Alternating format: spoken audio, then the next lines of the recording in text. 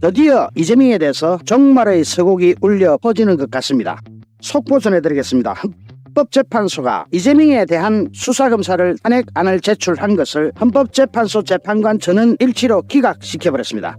이로써 이재명에 대한 수사를 진행하던 검사를 어떻게든 주저앉히거나 영향력을 행사하거나 검사의 길을 죽이고자 하던 모든 시도는 이걸로 박살이 나는 순간입니다. 헌법재판소가 만장일치 전원 일치로 기각하면서 소수 의견조차 3개가 달리긴 했는데 그것도 탄핵 사유는 되지 않는다라고 딱 명시를 했기 때문에 사실상 헌법재판소 재판관 9명의 만장일치로 판단이 나왔기 때문에 이재명 측에서 또는 민주당에서 뭐라고 해도 이건 대응이 안 됩니다. 지금 역시 언젠가는 이재명이가 저렇게 진짜로 막 말도 안 되는 행위를 하다가 저게 철퇴를 맞을 것이라고 제가 그동안 분석해오고 여러분과 함께 마음 졸여 오던 그런 상황이 오늘로 1차 부분은 정리가 되네요. 아직 2차 3차 좀 남았지만은 헌법재판소가 나름 자기네들 나름대로는 비위 의혹이 있다 하는 명분으로 탄핵 소추시킨 이정섭 대전 고검검사에 대한 탄핵안을 오늘 29일입니다. 기각했습니다. 그동안 탄핵소추로 검사의 직무가 정지되었던 이정섭 검사는 이 시간 즉시 직무에 복귀했습니다. 헌법재판소는 이른바 대기업 고위 임원을 접대했니, 천암과 마약 수사를 무마시켰다느니 등의 의혹으로 탄핵소추된 이정섭 검사에 대한 재판관 전원 일치 의견으로 기각 결정을 내렸습니다. 다만 꼬리글 이제 소수 의견 3개가 나왔는데 이 소수 의견 3명도 헌법재판소 재판관 3명도 검사 탄핵은 기각해야 되는데 위법 행위가 있었다 하더라도 검사의 파면을 정당화할 수 있는 사유는 아니다라면서 별개 소수 의견을 냈지만 별개 소수 의견조차도 탄핵 사유는 안 된다라고 했기 때문에 만장일치 100% 기각이 돼버린 겁니다. 이정섭 검사는 지난해 9월달에 수원지검 저장검사로 부임해가지고 특별수사팀장을 맡아가면서 이재명에 대한 관련 수사를 총괄해 오다가 그 제목으로 이재명을 수사했다는 그 말도 안 되는 제목으로 작년 12월달 탄핵소추를 당했습니다. 당시 이정섭 검사는 쌍방울 불법 대북 송금 사건, 쌍방울의 이재명 쪼개기 원 의혹, 이재명 부부의 법인카드 유용 의혹, 쌍방울의 횡령 배임 등 수사를 담당해 왔는데 이 특별수사팀장이 털컥 직무가 정지되니까 그동안 검사들도 참 열심히 한 겁니다. 쌍방울 불법 대북 송금, 그 다음에 쪼개기 후원, 법인카드 이런 수사가 좀 펜딩되다시피 약간 길을 잃었죠. 힘을 잃었던 게 아니라 길을 좀 기운을 잃었었습니다. 그랬는데 오늘 특별수사팀장 이제 드디어 자기 자리로 지금 이 시간 즉시 복귀를 했기 때문에 이재명에 대해서는 이제는 저승사자가 살아서 돌아온, 이재명이 살아서 돌아온 게 아니라 저승사자가 물러간 줄 알았는데 그대로 살아서 돌아온 상황이 되어버렸습니다. 민주당은 이정섭 검사에 대한 탄핵 소추안을 발의하면서 지난 2020년 12월 엘리시안 강촌 리조트에서 한 대기업 고위 임원에게 접대를 받고 처남이 어쩌고 저쩌고 또 처남댁 가사도우미의 전과를 무단열하고 어쩌고 저쩌고 했는데 그 모든 것이 죄가 되는 거와 안 되고를 떠나가지고 이재명을 수사했다는 이유로 이에 붙은 핑계나 변명에 불과했죠. 이재명에 대해서 수사했다는 그 개심죄 때문에 이재명을 수사한 검사를 탄핵시켜야 되니까 그게 이것저것 명분으로 갖다 붙이긴 그런 모든 상을 붙여가지고 탄핵안을 민주당 단독으로 의결을 했는데 그것이 그만 부메랑이 돼가지고 획 돌아가지고 이재명의 운명을 쳐버리는 겁니다.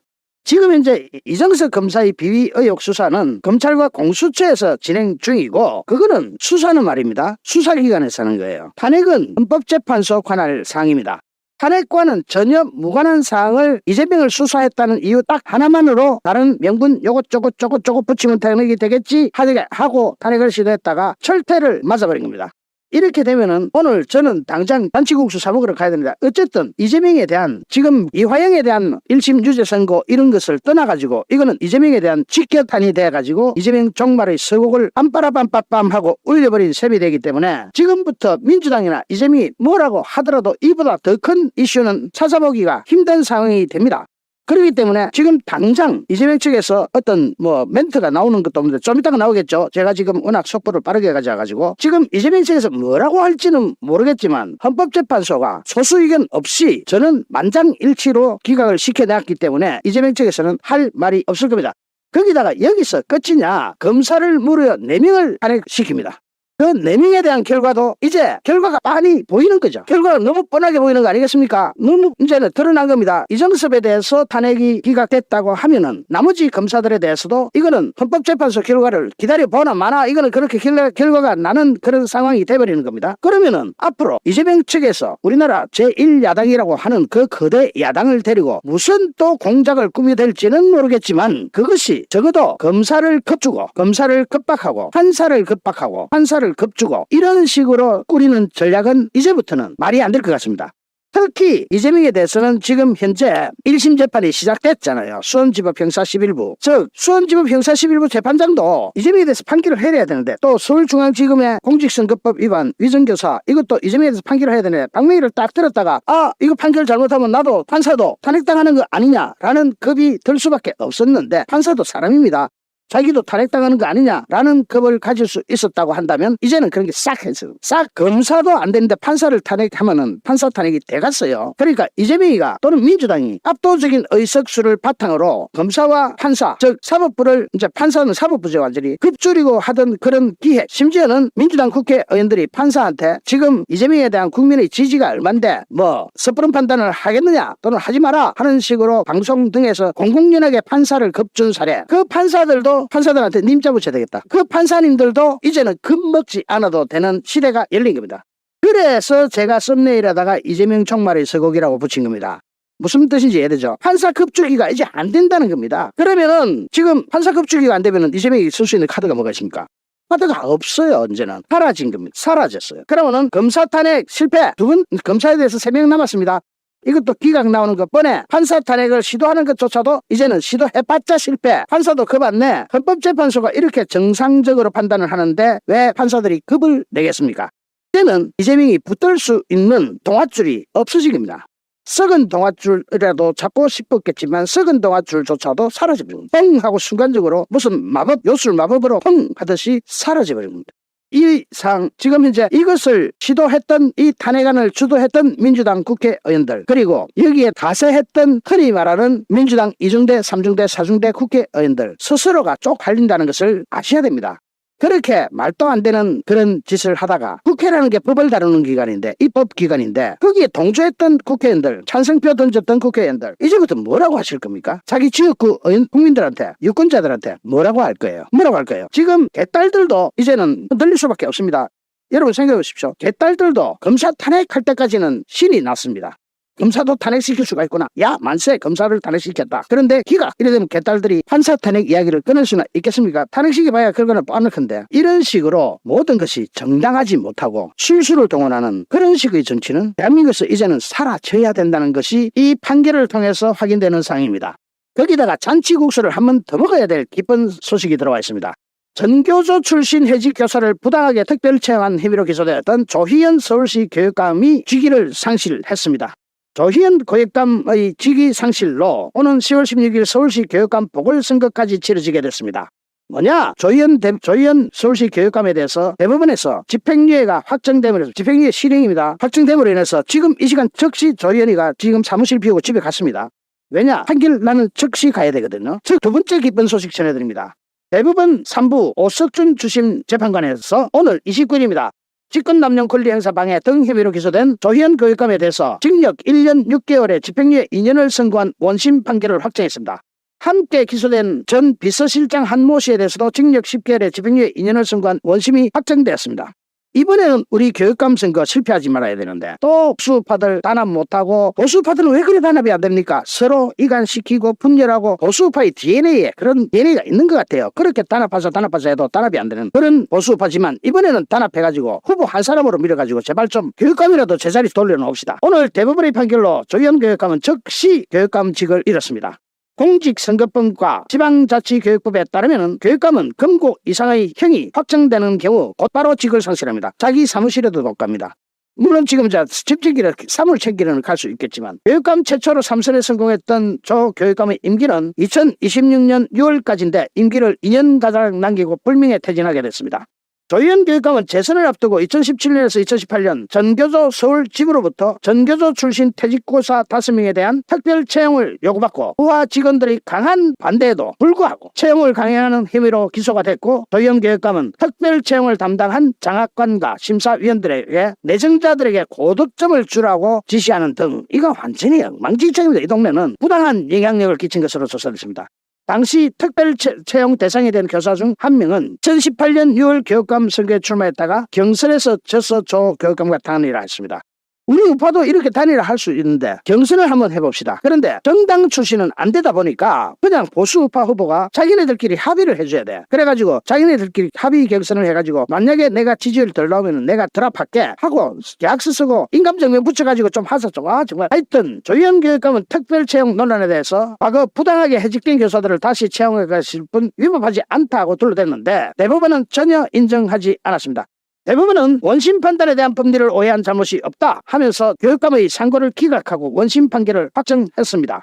1, 2심 법원은 조희연의 혐의를 유죄로 인정했고 권한을 남용해서 교원 임용 과정에서 공정성과 투명성이 훼손됐다 하면서 모든 점을 다 유죄로 인정했고, 대법원은 1, 2심 판결은 정당했다. 지금 이제 10월 16일 이제 며칠 남지도 않아서 원래 보궐선거는 시간적 여유가 없는 게 보궐선거예요. 원래 그래요. 그러면 이번에는 우리 보수 우파에서 교육감이라도 서울시 교육감 자리라도 하나 되찾아 와야 되는데 또 후보들이 옛날처럼 단일을 안 하고 또 지가 지잘났다고 지팔 흔들고 댕기 뿌리면은 이거 방법이 없어지는 거예요. 미치는 거예요. 저는 그럴 때마다 왜 이렇게 보수 우파는 단결이 안 되고 맨날 이간 분열 서로 쟤는 제가 잘못됐어 쟤는 제가 잘못됐어 이렇게 동서남북으로 손가락질들만 하면서 지는 마치 지상지고의 정말 선녀처럼 선비처럼 그렇게 좀 하지 맙시다. 지가 뭐가 어쨌든 이번에는 꼭 단일화 해야 됩니다.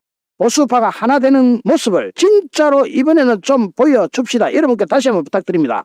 이번에는 진짜로 단일화 해가지고 보수우파가 하나가 되는 모습을 보여가지고 교육감 찾아옵시다. 자유우파님 감사합니다. 자유우파님 정말 고맙습니다. 자, 오늘 윤석열 대통령은 국정 브리핑과 기자회견을 가졌습니다. 오늘 오전에 져가지고 점심때까지 이어졌던 이 회견에서 MBC는 이것을 중계방송하지 않았습니다. 대부분의 방송이 다 중계방송했는데 MBC, 공영방송이라는 MBC가 이 방송을 하지 않자 일부 시청자들은 MBC가 대통령 행사니까 또 저렇게 방송을 하지 않는다 이렇게 말하고 있습니다. 대통령 행사라고 하더라도 방송하지 않는 건 아닙니다. MBC가 그걸 외면하는 순간 그건 방송사가 아니고 이미 MBC가 그렇다고 인식하는 사람도 많지만 그런데 거기는 방송하지 못할 중요한 사유가 있었습니다. MBC가 그동안 디지털 뉴스룸에서 다른 사와의 약속을 무시한 채 욕심을 내가지고 타사의 화면을 무단으로 과거에 사용했던 적이 있었습니다. 보통 남의 화면을 쓸 때는 허가를 득하거나 그 화면 사용료를 내야 하는 겁니다. 그런데 그걸 이용하지 않고 일방적으로 사용하다가 그래서 이게 지금 코리아 풀단이라고 있습니다. 코리아 풀단이라고 하는 것은 한국에서 일어나거나 또는 해외에서 일어난 전체적으로 그걸 어떠한 방송사가 풀로 중계해가지고 이걸 다른 데 말하자면은 풀이라고 하는 것은 다른 데 넘겨주는 겁니다.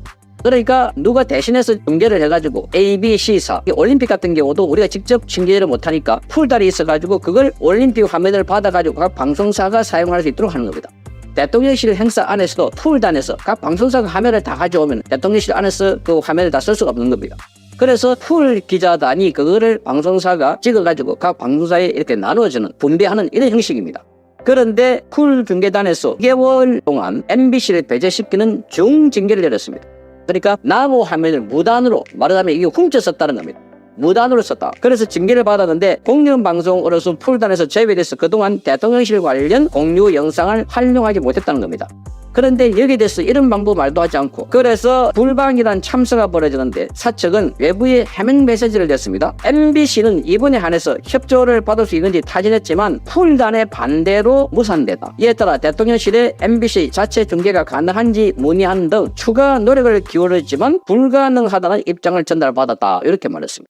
마치 대통령실에서 방송을 안 해주는 것처럼 이런 식으로 썼다 하고 오늘 MBC 제3노조가 비판하는 성명을 발표했습니다.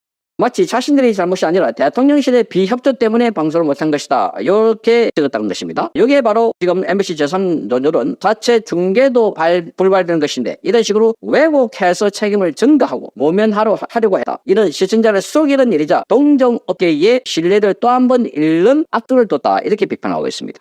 그래서 이걸 보면 지금 MBC 경영진의 태도는 마치 대통령 국정 브리핑은 해도 되고 안 해도 되는 편성권의 문제로 취급하고 있는 것 같다. 이렇게 제3노조는 비판했습니다. 시청자들은 그렇게 보지 않는다. 사태의 심각성을 인식하고 국민에게 정식으로 그 경위를 설명하라. 사과해야 된다. 이렇게 말하고 있습니다. 그러니까 풀단이라고 하는 방송 자기들이 규칙이 있는데 그걸 어겨가지고 이렇게 했다는 겁니다. 이걸 보면 MBC가 얼마나 비성사적이고 말하자면 정도로 안 하고 있다는 걸 알 수 있는 대목이 아닌가. 그런데 지금 MBC가 이걸 보도 안 한다고 했어. 우리 국민들은 불편해하는 사람이 없다는 데 문제가 있습니다. 불편해하는 사람이 없다. 지금은 유튜브를 봐도 참 KBS, YTN, 종편방송 그리고 다른 지상파 방송 다 중계되고 있습니다. 풀단에서 한 군데서 이걸 찍어가지고 나눠주기 때문에. 그런데 MBC는 신사협정을 어겨가지고 그걸 못 받았다는 겁니다. 그런데 그 받지 못해놓고 나중에 마치 대통령실에서 협조를 하지 않은 것처럼 이렇게 알고 있는데 거꾸로 우리 국민들은 MBC가 또 묵링을 부린다고 대통령 행사 때문에 저걸 방송하지 않고 있구나 또 이렇게 이해하는 사람이 많습니다. 어쨌든 지금 이걸 보면 사실 MBC는 없어도 된다 이런 반응의 댓글들이 많습니다. MBC가 우리 사회에서 지난번에 이재수 위원장이 말한 것처럼 흉기다. 공기. 우리 사회에서 공적인 역할을 하는 그런 기구 역할을 해야 되는데 공기가 아니라 그러니까 흉기다. 다른 사람을 해치는 무기나 도구가 되고 있다는 겁니다. 이거야말로 MBC가 가장 지금 잘못하고 있는 것 아니에요. 그러니 지금 MBC에 대한 비판의 목소리가 커지고 있는 것도 바로 이런 대목입니다. 있으나마나한 방송. 아니 있으면 오히려 더 해치고 계속해서 나쁜 방송을 하고 있다. 그러니까 MBC는 최근에 여기에 이사진을 새로 임기가 끝났기 때문에 새로 이사를 6명 뽑았는데 그걸 법적 소송을 해가지고 그 이사의 임기가 시작된 것을 중단시켜버렸습니다.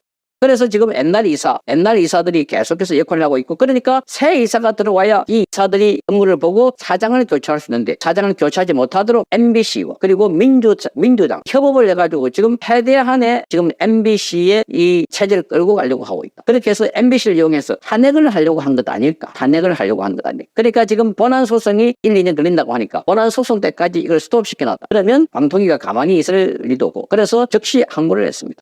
그러니까 지금 알고 봤더니 이 재판을 한 판사가 바로 심각한 국제인권법 연구에서 핵심 멤버고 운동권 출신이다 이렇게 알려졌습니다.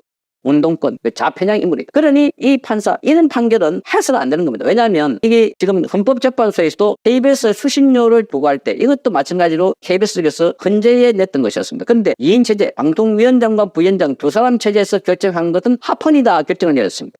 합헌. 그리고 지난번에 고등법원에서도 YTN의 최대 주주를 변경할 때도 두 사람 체제가 가능하다. 그럴 때 갑자기 이 판사는 이게 불가능하다. 이러니 지금 우리 국민들은 야 이게 지금 운동권 판사들이 역시 MBC하고 짜고 또는 민주당하고 짜고 하는 것 아닌가 이런 의심을 갖고 있습니다. 그러니까 지금 대한민국은 이렇게 우리 체제를 파기하거나 또 부인하거나 지어버리려고 하는 세력들이 곳곳에 있다. 그러니까 이걸 보고 국민들이 느끼는 것은 MBC 없어도 된다는 겁니다. MBC 문을 닫으라. MBC는 올 연말 되면은 재허가 시기가 들어옵니다. 지금까지 드러난 바에 따르면 MBC가 재허가 기준에 훨씬 못 미친다. 왜? 징계를 워낙 많이 받아가지고 점수가 이미 넘친다는 겁니다. 편파, 왜곡, 조작 이런 걸 많이 했기 때문에. 그러면 법대로 하면 어떻게 해야 됩니까? MBC 문을 닫아야 됩니다. 재허가를 못 받습니다. 당연히 그렇게 해야 된다.